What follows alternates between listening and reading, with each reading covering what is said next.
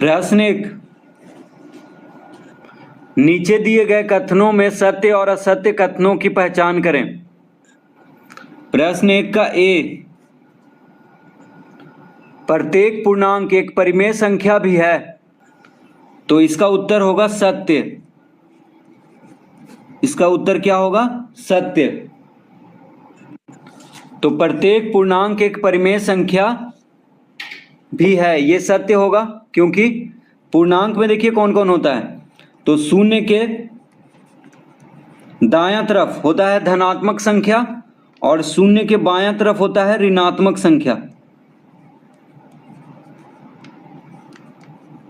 ये हो गया पूर्णांक, इसको कहते हैं पूर्णांक। तो ऋणात्मक संख्या और धनात्मक संख्या जब शून्य के साथ हो तो उसको क्या कहते हैं? पूर्णांक। तो ये सब पूर्णांक है। अब इसको परिमेय संख्या के रूप में लिख सकते हैं। देखिए -3 को हम लिख सकते हैं -3/1, तो ये परिमेय संख्या हो गया। तो परिमेय संख्या में हर जो होना चाहिए वो शून्य को छोड़कर बाकी कोई भी संख्या होना चाहिए। तो देखिए -3 को क्या लिख सकते हैं? -3/1। शून्य को लिख सकते हैं 0/1। ठीक है, शून्य क्या है? पूर्णांक है, तो उसको हम परिमेय संख्या के रूप में इस तरह लिख सकते हैं 0/1। 3 को लिख सकते हैं 3/1, क्योंकि 3/1 बराबर क्या आएगा? 3 ही आएगा। 0/1 बराबर 0 आएगा। तो परिमेय संख्या में हर जो है शून्य नहीं होना चाहिए। तो प्रत्येक पूर्णांक एक परिमेय संख्या भी है, ये सत्य कथन है। बी, प्रत्येक भिन्न एक परिमेय संख्या है, तो इसको भी सत्य कहेंगे, यानी ये भी सत्य कथन है। प्रत्येक भिन्न जो है एक परिमेय संख्या है। जैसे देखिए भिन्न क्या होता है? भिन्न हो गया जैसे 3/5, -6/4, ये सब क्या है? भिन्न है। भिन्न मतलब हर, देखिए भिन्न ये सब हो गया। और परिमेय संख्या, इसको परिमेय संख्या भी कह सकते हैं, क्योंकि हर जो है शून्य नहीं है। परिमेय संख्या में बस हर शून्य नहीं होना चाहिए। ठीक है, तो 3/5 को भिन्न भी कह सकते हैं और परिमेय संख्या भी कह सकते हैं। उसी तरह -6/4 को भिन्न भी कह सकते हैं और परिमेय संख्या भी कह सकते हैं। तो प्रत्येक भिन्न जो है परिमेय संख्या है, ये सत्य है।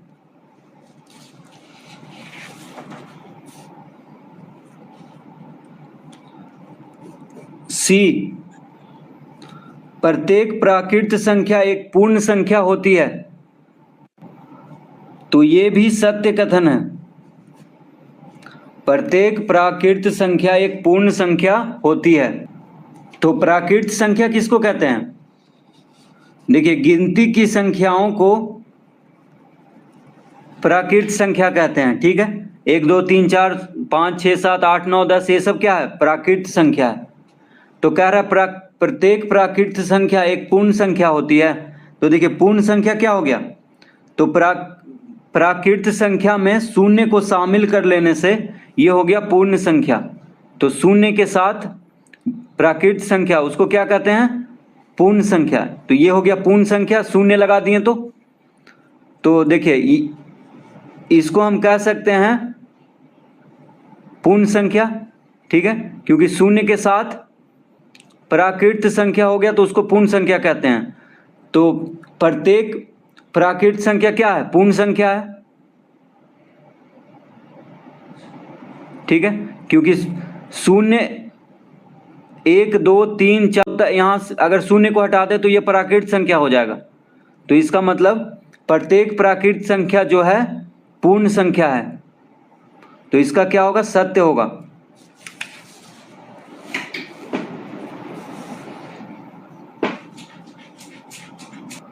तो ये सत्य कथन है। तो देखिए एक को हम प्राकृत संख्या भी कह सकते हैं और पूर्ण संख्या भी कह सकते हैं। 2 यानी 1 2 3 4 5 प्राकृत संख्या भी है और पूर्ण संख्या भी है। लेकिन शून्य जो है ये सिर्फ पूर्ण संख्या है, शून्य को प्राकृत संख्या नहीं कह सकते हैं। शून्य क्या है? सिर्फ शून्य को कह सकते हैं पूर्ण संख्या, यानी शून्य पूर्ण संख्या है और बाकी सब जो है पूर्ण संख्या भी है और प्राकृत संख्या भी है।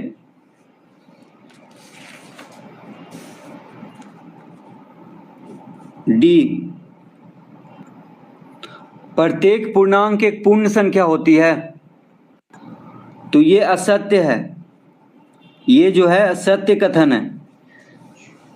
कैसे असत्य है? तो प्रत्येक पूर्णांक एक पूर्ण संख्या होती है। तो पूर्णांक में ऋणात्मक संख्या भी होता है। जैसे देखिए पूर्णांक -3 क्या है? पूर्णांक है, लेकिन ये पूर्ण संख्या नहीं है, क्योंकि पूर्ण संख्या 0, 1, 2, 3 ये सब पूर्ण संख्या है। देखिए ये सब क्या है? पूर्ण संख्या है, लेकिन -3 है पूर्णांक। तो -3 पूर्णांक है, इसको हम पूर्ण संख्या नहीं कहेंगे, ठीक है।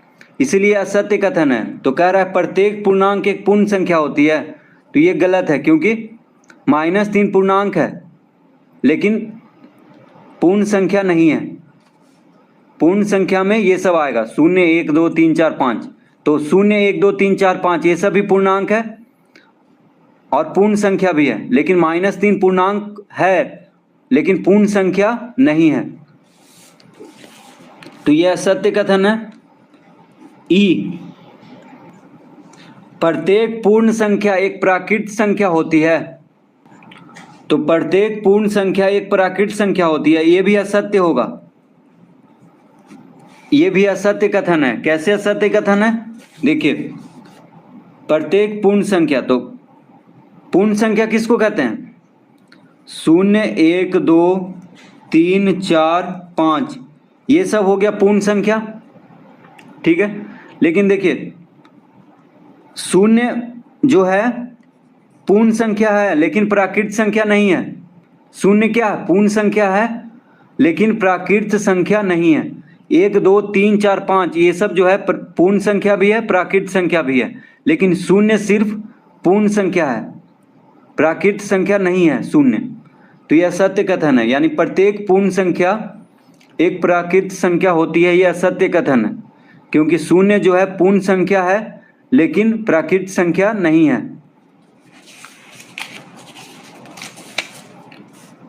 तो यहां पे असत्य लिखेंगे। F, प्रत्येक परिमेय संख्या एक पूर्णांक होती है। तो ये भी असत्य कथन होगा, ये भी असत्य है, क्योंकि कह रहा प्रत्येक परिमेय संख्या एक पूर्णांक होती है। जैसे देखिए -2/5 ये क्या है? परिमेय संख्या है। -2/5 क्या है? परिमेय संख्या है, क्योंकि हर, तो इसमें अंश हो गया -2, हर हो गया 5। तो परिमेय संख्या में हर 0 नहीं होना चाहिए, ठीक है। हर अगर 0 हो गया तो वह परिमेय संख्या नहीं होगा। तो -2/5 क्या है? परिमेय संख्या है, लेकिन ये पूर्णांक नहीं है। -2/5 क्या है? पूर्णांक नहीं है, क्योंकि पूर्णांक में कौन कौन आता है?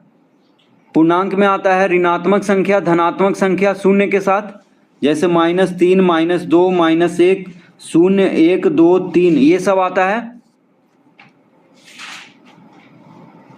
पूर्णांक, ठीक है। तो -2/5 परिमेय संख्या है लेकिन पूर्णांक नहीं है, पूर्णांक में ये सब आता है। तो यह असत्य कथन है। तो इस तरह से प्रश्न 1 हल करेंगे।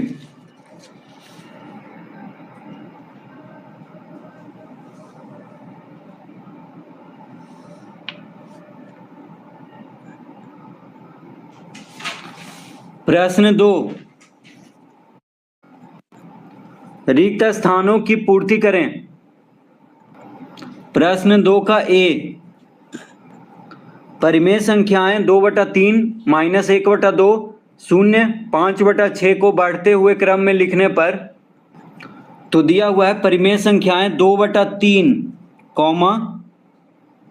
-1/2, -0, 5/6 को बढ़ते क्रम में लिखना है, ठीक है। क्या करना है? इसको बढ़ते क्रम में लिखना है। तो देखिए ऋणात्मक संख्या सबसे छोटा होता है, शून्य से भी छोटा होता है ऋणात्मक संख्या। तो देखिए -1/2 है, यानी माइनस लग गया तो ये ऋणात्मक हो गया। ठीक है, ऋणात्मक परिमेय संख्या हो गया इसको ये। तो ऋणात्मक जो संख्या होता है वो सबसे छोटा होता है, शून्य से भी छोटा होता है। तो इसको सबसे पहले लिख देंगे, -1/2 जो हो गया सबसे छोटा हो गया। क्या हो गया ये? सबसे छोटा। ठीक है, तो यहाँ पे इसको ये भरेंगे। अब इससे थोड़ा सा बड़ा हो गया शून्य, क्योंकि 5/6 धनात्मक है, 2/3 भी धनात्मक है। तो इससे थोड़ा सा बड़ा कौन हो गया? शून्य हो गया। तो यहाँ पे शून्य लिख देंगे दूसरा में। अब देखिए, अब बच गया कौन? 2/3 और 5/6। तो 2/3 और 5/6 में कौन बड़ा छोटा है, ये कैसे पता करेंगे? तो 2/3 और 5/6 को रफ पेज में लिखेंगे। देखिए 2/3 और यहाँ पे लिखेंगे 5/6। अब क्या करेंगे? तिरछा गुना करेंगे, तिरछा गुना करेंगे। ठीक है, तो 6 को 2 से गुना करेंगे तो 12 हो जाएगा। यहाँ पे 12 लिख देंगे ऊपर। देखिए 6 दूना 12। ठीक है, 6 दूना 12, 12 ऊपर लिख दिए। 5 दिया 15, 15 ऊपर लिख दिए, नीचे नहीं लिखना है। 5 दिया 15। ठीक है, तिरछा गुना कर रहे हैं बस पता करने के लिए कि दोनों में से कौन बड़ा है। तो 2/3 और 5/6 में कौन बड़ा है, इसके लिए तिरछा गुना करके देखेंगे। 5 दिया 15 ऊपर लिखेंगे। देखिए 3 गुना 5, 3 × 5 = 15, 6 दूना 12। अब देखिए 12 और 15 में कौन बड़ा है? 15 बड़ा होगा। इसका मतलब 5/6 जो है बड़ा है 2/3 से। ठीक है, 5/6 देखिए 15 बड़ा है, तो 15 किसके नीचे है? 5/6 के नीचे है, यानी 5/6 बड़ा है 2/3 से। तो यहाँ पे लिखेंगे 2/3 सबसे बड़ा हो गया 5/6, यानी 2/3 से बड़ा है 5/6। तो ये हो गया देखिए बढ़ते क्रम में।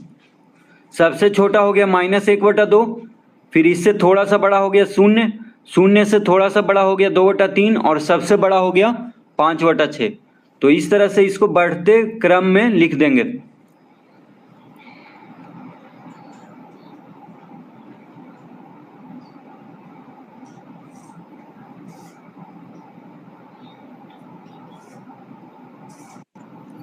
बी, प्रश्न 2 का बी, परिमेय संख्याएं 3/4, 4/3, 5/2 को घटते हुए क्रम में लिखने पर, तो देखिए कौन कौन संख्या है यहाँ पे? परिमेय संख्याएं 3/4, 4/3, 5/2। तो ये तीनों को क्या करना है? घटते हुए क्रम में लिखना है। तो देखिए हर तो सबका अलग अलग है। ठीक है, अगर 2 संख्या रहता तो दो संख्या में हम पता कर लेते कौन बड़ा और छोटा है तिरछा गुना करके। लेकिन यहाँ पे 3 संख्या है, तो क्या करेंगे? हर को बराबर करेंगे, तीनों का हर को क्या करेंगे? बराबर करेंगे। तो लिखेंगे हर 4, 3, 2 का, तो हर का लघुत्तम लेंगे। देखिए 4, 3, 2 का लघुत्तम क्या होगा? 12 होगा। 4, 3, 2 का लघुत्तम होगा 12। हर 4, 3, 2 का लघुत्तम क्या हो जाएगा? 12 हो जाएगा। तो 3/4 बराबर हम लिखेंगे 3/4 गुना, अब देखिए हर को 12 करना है क्योंकि लघुत्तम 12 है। हर को क्या करना है? 12। तो 4 में 3 गुना करेंगे तो 12 आ जाएगा। ठीक है, तो 3 ऊपर भी गुना कर देंगे तो 3 तिहाई 9, यानी 3/4 हो गया 9/12। 3/4 क्या हो गया? 9/12। ठीक है, कॉमा देंगे। अब दूसरा भिन्न है 4/3। दूसरा परिमेय संख्या कौन है? 4/3।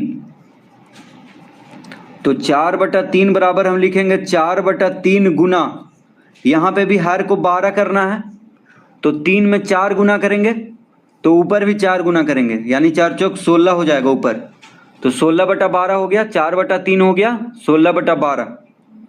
ठीक है, अब तीसरा परिमेय संख्या है 5/2। तो यहाँ पे लिखेंगे 5/2 बराबर 5/2 गुना, यहाँ भी हर को 12 करना है,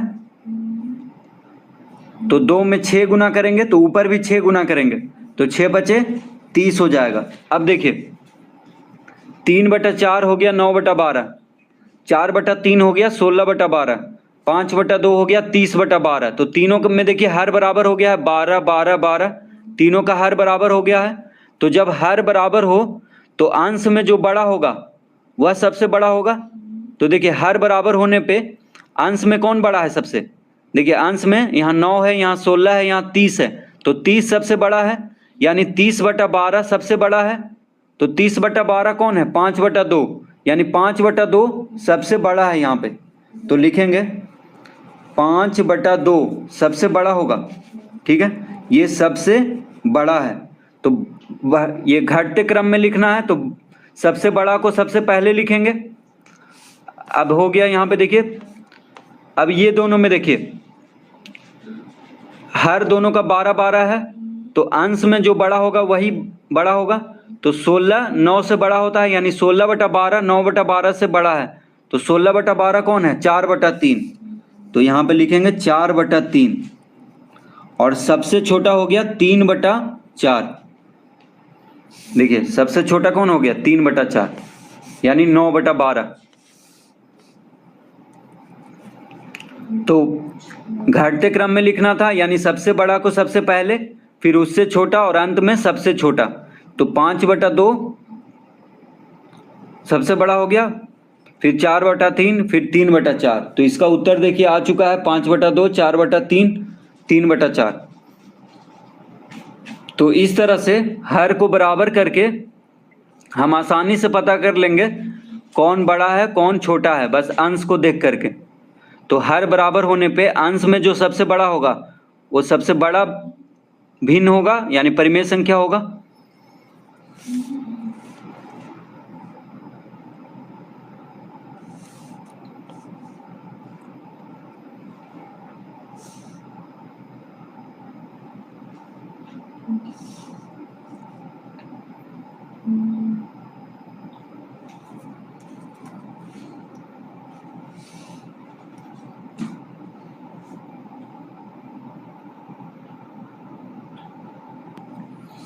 प्रश्न 3, रेखा पर निम्नलिखित संख्याओं को प्रदर्शित करें। प्रश्न 3 का ए है 2/3। तो देखिए 2/3 है, यानी हर बड़ा है अंश छोटा है, इसका मतलब इसको अगर भाग देंगे तो 0 कुछ आएगा। देखिए 2 को 3 से भाग देंगे तो 0 कुछ आएगा, इसका मतलब ये 0 और 1 के बीच में होगा संख्या रेखा पर, ठीक है, क्योंकि हर बड़ा है अंश छोटा है, इसका मतलब ये 0 और 1 के बीच में होगा, क्योंकि भाग देने पे आएगा 0 कुछ। तो जब भी हर बड़ा हो और अंश छोटा हो तो समझ लेना है कि 0 और 1 के बीच में ये होगा संख्या रेखा पर। तो एक संख्या रेखा बनाएंगे सबसे पहले, तो एक सीधी रेखा खींचेंगे, यहां पे लिखेंगे 0 और यहां पे लिखेंगे 1। 0 के दाएं तरफ होता है धनात्मक संख्या, 0 के दाएं तरफ होता है धनात्मक संख्या और 0 के बाएं तरफ होता है ऋणात्मक संख्या। तो यहाँ पे धनात्मक संख्या है, देखिए इसके आगे कोई चिन्ह नहीं लगा हुआ है, तो ये धनात्मक संख्या हुआ, ठीक है। इसके आगे अगर माइनस का चिन्ह रहता तब ये ऋणात्मक संख्या होता। तो ये धनात्मक संख्या है और 0 और 1 के बीच में आएगा, क्योंकि हर बड़ा है, हर बड़ा होने से ये 0 और 1 के बीच में आएगा, क्योंकि इसको अगर भाग देंगे तो 2 को 3 से भाग देंगे तो 0 कुछ आएगा, यानी 0 और 1 के बीच में ये संख्या है, क्योंकि हर बड़ा है। अब देखिए हर में कौन है, 3 है, हर में 3 है, तो 0 और 1 को 3 भाग में बांटेंगे, तो यहाँ पे 1 और यहाँ पे देखिए 3 भाग में बांट दिए हैं, क्योंकि हर में 3 लिखा हुआ है, यानी इसको 3 भाग में बांटना है 0 और 1 को। यहाँ पे क्या लिखा हुआ है, 3 हर। तो देखिए एक भाग यहाँ से यहाँ तक, फिर यहाँ से यहाँ तक दूसरा भाग, यहाँ से यहाँ तक तीसरा भाग, तो 3 भाग में बांट दिए हैं इसको। अब देखिए 1/3 ये हो गया 2/3, इसको कहेंगे 2/3, तो यहाँ पे लिखेंगे 2/3। देखिए शून्य के बाद यहाँ पे हो जाएगा 1/3, ये हो गया 0/3, शून्य को हम कह सकते हैं 0/3, ये हो गया 1/3, ये हो गया 2/3, ये हो गया 3/3, क्योंकि 3/3 1 हो जाएगा, 3 से 3 कट जाएगा तो ठीक है। तो यहाँ से गिनना शुरू करेंगे, 0/3, शून्य को कह सकते हैं 0/3, 1/3, 2/3 और ये हो गया 3/3, तो यहाँ पे होगा 2/3। तो यहाँ पे एक तीर का निशान हम इस तरह से दे देंगे, यानी 2/3 कहाँ होगा, इस बिंदु पे। तो यहाँ पे हो जाएगा 1/3, यहाँ पे अगर कहता 1/3 रहता तो यहाँ पे करते 1/3, 2/3, ठीक है, और इसको हम कह सकते हैं 3/3।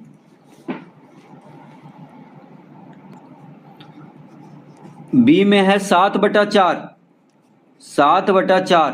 अब देखिए 7/4 है, यहाँ पे अंश बड़ा है, हर छोटा है, तो 7 को जब 4 से भाग देंगे तो आ जाएगा 1/3/4, ठीक है, 1/3/4 हो जाएगा। इसको अगर भाग देंगे तो पूर्णांक में करेंगे तो 7/4 बराबर लिखेंगे 1/3/4। तो पूर्णांक में तोड़ने से ये पता चल गया है कि 7/4 जो होगा 1 और 2 के बीच में आएगा। देखिए 1/3/4 1 और 2 के बीच में आएगा, क्योंकि 1 है यहाँ पे, 1/3/4 है, यानी 1 और 2 के बीच में आएगा संख्या रेखा पर। तो यहाँ पे देखिए एक सीधी रेखा खींचेंगे, यहाँ पे लिखेंगे 0, यहाँ पे लिखेंगे 1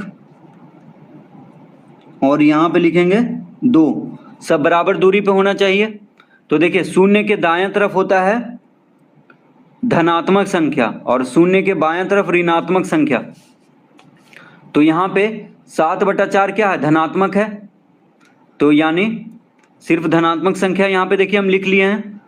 अब 7/4 बराबर आ गया 1/3/4, यानी 1/3/4 का मतलब क्या हो गया, 1 और 2 के बीच में होगा ये 7/4, ठीक है। देखिए 1 है यहाँ पे, 1/3/4 है, तो 1 और 2 के बीच में आएगा। अब देखिए यहाँ पे 4 है, हर क्या है, यहाँ 4 है, तो 1 और 2 को 4 भाग में बांटेंगे, हर को देखना है।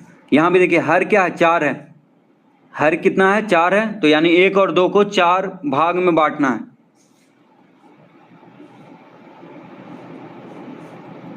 एक, 2, 3, तो 3 बिंदु देने पे देखिए 4 भाग में बट गया है। एक भाग हो गया यहाँ से यहाँ तक, फिर दूसरा भाग हो गया यहाँ से यहाँ तक, तीसरा भाग हो गया यहाँ से यहाँ तक, और चौथा भाग हो गया यहाँ से यहाँ तक, सब बराबर दूरी पे होना चाहिए। अब देखिए 1 के बगल में यहाँ से गिनना शुरू करेंगे, 1/1/4, 1/2/4, 1/3/4। देखिए यहाँ से गिनना शुरू करेंगे 1 के बाद, ठीक है। तो 1/1/4 यहाँ आएगा, 1/2/4 यहाँ पे आएगा, 1/3/4 यहाँ पे आएगा। तो 1/3/4 कौन है, 7/4, तो यहाँ पे होगा 7/4 इस बिंदु पे।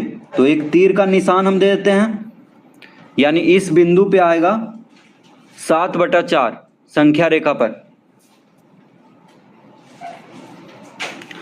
तो 1/1/4 हो गया, ये वाला 1 के बगल वाला 1/1/4, 1/2/4, 1/3/4, और इसको हम कह सकते हैं 1/4/4। 1/4/4 क्या आएगा, 2 आ जाएगा, ठीक है। तो 1/3/4 कौन है, 7/4, तो 7/4 यहाँ पे लिख देंगे।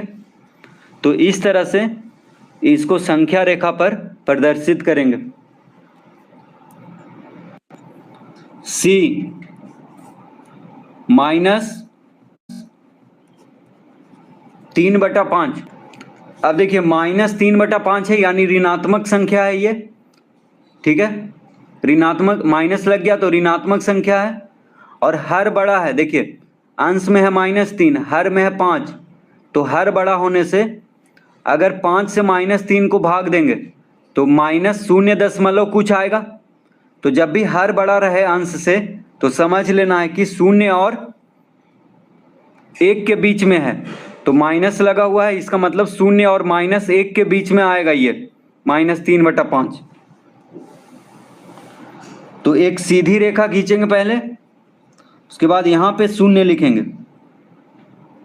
और यहाँ पे लिखेंगे -1, क्योंकि 0 के बायां तरफ होता है ऋणात्मक संख्या। देखिए 0 के बायां तरफ और 0 के दायां तरफ होता है धनात्मक संख्या। तो धनात्मक संख्या का यहाँ पे काम नहीं है क्योंकि यहाँ पे ऋणात्मक संख्या दिया हुआ है, इसलिए बस ये दोनों लेंगे, क्योंकि ये दोनों के बीच में ही आएगा ये -3/5, क्योंकि हर बड़ा है अंश छोटा है, इसका मतलब 0 और -1 के बीच में आएगा ये हर बड़ा होने से, क्योंकि भाग देने पे 0 कुछ आएगा माइनस में, तो 0 कुछ आएगा, तो ये 0 और -1 के बीच में ही आएगा।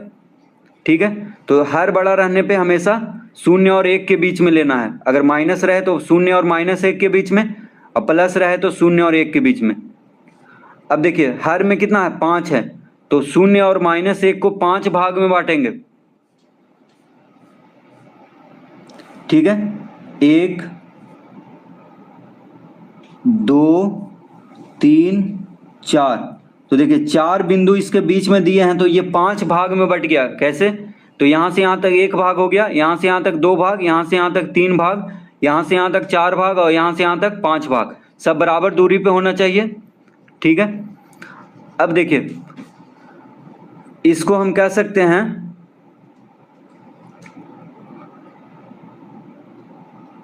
-1 के बाद यहाँ से हम गिनना शुरू करेंगे, -1/5, -2/5, -3/5, -4/5। नहीं, देखिए यहाँ से शुरू करेंगे, 0 इधर है, माफ कीजिए 0 इधर है, 0 के बगल से गिनना शुरू करेंगे। ठीक है, 0 के बगल से, तो यहाँ से गिनना शुरू करेंगे, -1/5, -2/5, -3/5, -4/5, यहाँ पे आ जाएगा -5/5, क्योंकि -5/5 क्या होगा, -1 हो जाएगा। ठीक है, तो 0 के बगल से, यानी 0 के बगल से गिनना शुरू करते हैं। ठीक है, यहाँ से गिनना शुरू करेंगे 0 के बगल से, तो -1/5 यहाँ होगा, -2/5 यहाँ होगा, -3/5 यहाँ होगा, -4/5 यहाँ होगा, -5/5 यहाँ पे हो जाएगा। तो -5/5 कहें या -1 कहें एक ही बात है। तो -3/5 यहाँ पे आया है, तो यहाँ पे लिख देंगे -3/5।